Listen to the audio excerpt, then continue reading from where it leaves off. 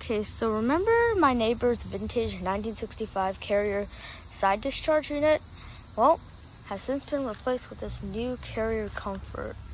Has the helicopter fan blades, Emerson Copeland scroll compressor,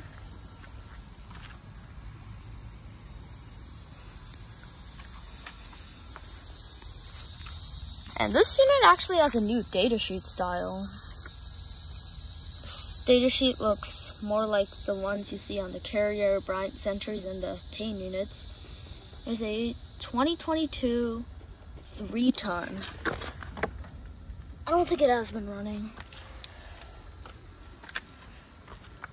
And here's the Lennox Elite unit. It still remains. It's pretty dirty.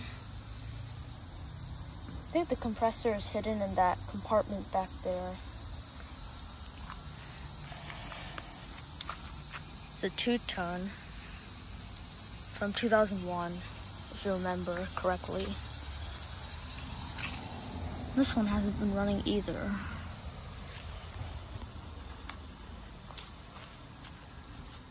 So I guess over and out.